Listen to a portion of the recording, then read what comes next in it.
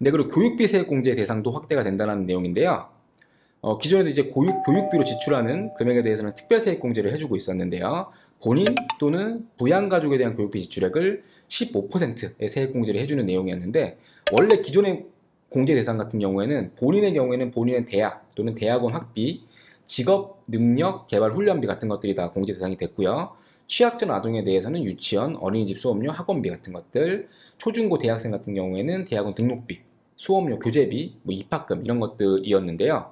여기에 추가로 대학 입시 전형에 들어가는 대학 입시 전형료, 그다음에 수능 응시료까지도 세액공제 대상에 포함시켜주겠다라고 해서 좀 더 확대된 내용을 확인할 수 있습니다. 네, 기부금 세액공제에 대한 내용도 있는데요. 이 기부금 세액공제율을 한시적으로 상향하겠다라고 되어 있습니다. 원래 이제 기부를 했을 경우에 또 기부한 금액에 대해서도 이제 연말정산할 때 세액공제를 해주는 개념인데요. 원래는 1,000만 원 이하 15%, 1,000만 원 초과분 30%의 이제 공제율로 세액공제를 해줬는데요. 2021년도에도 이제 공제율을 5%포인트 상향해가지고 이렇게 좀 진행을 했었습니다. 근데 이 부분을 2022년 말까지 한 번 더 1년 더 연장하겠다는 내용이에요. 그래서 2022년도에 대한 소득에 대해서 연말정산을 하실 때에도 2021년도에 받았던 것처럼 동일한 상향된 세액공제율을 적용받을 수 있다. 이렇게 보시면 되겠습니다. 네, 그리고 성실사업자 등에 대한 의료비 세액공제율을 좀 상향하겠다는 내용도 나와 있어서 설명을 좀 준비를 해봤는데요. 성실신고, 이제 개인 사업자들 중에서 성실사업자들이 계세요. 성실사업자들 같은 경우에는 이 의료비 세액공제를 좀 허용을 해주고 있는데요. 일반 의료비의 경우에는 15%, 그리고 난임 시술비에 대해서는 20%의 세액공제를 해줬는데요. 어떤 게 좀 추가가 됐냐면, 미수가 선천성 이상화에 대한 의료비에 대해서는 그 중간인 이제 20%의 어떤 이제 세액공제를 허용하겠다고 되어 있고요. 또 난임 시술비에 대해서는 기존의 20%에서 30%로 상향한다는 내용의 개정안이 나왔습니다. 네, 그리고 또 되게 이제 사업을 하시는 분들 같은 경우에는 약간 좀 뜨끔할 수 있는 또는 아차 싶을 수 있는 그런 내용이에요. 개인 사업자의 업무 전용 자동차 보험 가입 의무를 더 강화하겠다는 내용이 나왔습니다. 일단 원래 지금도 현행 규정에서 있었어요. 근데 그 대상이 성실신고 확인 대상자, 그 다음에 전문직 사업자에 대해서만 이렇게 좀 이 가입 의무를 좀 두고 있었는데, 이거를 복식부기 의무자 전체로 더 이제 확장하겠다라는 부분이죠. 그래서 복식부기 의무자가 되시면 개인 사업자를 하시더라도 그 업무 전용 보험에 가입을 해야지만 된다라는 거죠. 그래서 만약에 가입하지 않았을 경우에는 100% 비용 인정하지 않겠다라는 부분이기 때문에 굉장히 큰 어떤 그런 제재 항목이다 이렇게 보시면 되고요. 이렇게 좀 가입 의무가 강화되는 식으로 세법 개정이 실제로 이게 통과가 된다 그러면 이 부분에 대해서 굉장히 혼란스러울 수 있는 그런 사업자분들이 많이 있으실 수 있기 때문에 꼭 이제 본인의 세무 대리인과 함께 이 부분 꼭 확인하셔서 이렇게 100% 불산입되는 그런 어떤 문제가 발생하지 않도록 꼭 준비하시기 바라겠습니다. 네, 그리고 이제 뭐 전자세금 계산서 발급세액공제라는 부분이 원래도 있었는데 이거를 간이과세자한테 적용을 하겠다라고 되어 있습니다.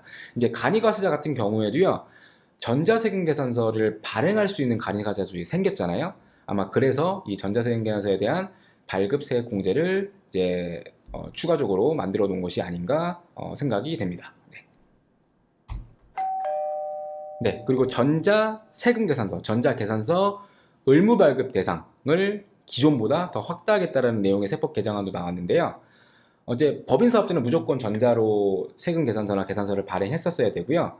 개인 사업자 같은 경우에는 직전 연도 공급가액의 합계가 1억 원 이상인 개인 사업자의 경우에만 이 전자로의 의무 발급을 두고 있었는데 1억 원을 8천만 원으로 좀 하향했다. 그래서 대상을 더 많이 늘렸다. 이렇게 보시면 되겠습니다. 그래서 이 항목에 좀 해당되시는 분들 같은 경우에는 혹시라도 그동안 종이로 세금계산서를 발급하셨다라고 하시면 앞으로는 전자로 꼭 발급하셔야 한다라는 부분까지도 꼭 확인하고 넘어가시기 바라겠습니다. 네, 매년 또 이제 나오는 내용이죠. 현금 영수증 의무 발행 대상 업종을 좀 더 확대했다는 내용이고요. 매년 확대합니다. 매년 확대하는데 이번에는 세법 개정안에 어떤 업종들이 포함이 되는지 보면요. 백화점, 뭐 대형마트, 자동차 중개업 같은 13개 업종이 더 추가가 됐다고 하네요. 이 부분도 꼭 확인하시고 현금 영수증 의무 발행 대상이 되셨다면 이 부분도 꼭 체크하시고 넘어가시기 바라겠습니다. 네, 그리고 중소기업 특별세액 감면에 대한 이제 그 적용 기한이 연장됐다는 소식인데요. 이제 개인 사업자 이제 종합소득 신고를 하실 때 중소기업 특별세액 감면을 넣어서 신고하시는 분들이 많으실 거예요. 근데 이게 사실은 현행 규정상으로는 2022년도에 없어지는 규정이었습니다. 근데 이거를 3년 더 연장해서 2025년까지 이 특별세액 감면의 혜택을 계속 유지를 하겠다라고 세법 개정안에 나왔다. 이렇게 보시면 되겠습니다. 네, 그리고 뭐 퇴직소득세에 대한 부담을 완화하겠다는 내용도 있어서 한번 좀 준비를 해봤는데요. 퇴직소득세 계산하는 방법들이 있어요. 계산하는 방법에서 근속연수를 공제해주는 그런 개념이 있거든요. 근데 이 근속연수 공제에 대한 금액을 조금 더 크게 올려서 퇴직소득세가 좀 더 부담이 낮아지게끔 그렇게 좀 계산 방식을 개정하겠다라는 내용이어서요. 퇴직소득세를 뭐 직접적으로 계산해 볼 일이 있으실 것 같지는 않지만 뭐 이번 세법 개정안을 통해서 퇴직소득세 부담이 좀 완화될 거다. 이 정도만 좀 알고 계시면 될 것 같습니다. 네, 오늘 준비한 세법 개정안 내용은 여기까지고요. 각각의 세법 개정안들 중에서 본인들이 이제 여기 구독해주시는 이제 시청자분들께서 더 관심이 가고 더 궁금했던 내용들이 또 담아있는 부분들이 있을 거예요. 그 부분들만 좀 중점적으로 다시 좀 내용 확인하셔서 본인의 이제 세무 대리인들과 또 그런 내용들 좀 커뮤니케이션 하셔서 놓치신 일이 없도록 그렇게 주의하시길 바라겠습니다. 네, 오늘 영상은 여기까지 마치도록 하겠습니다. 네, 조봉기 세무사였습니다.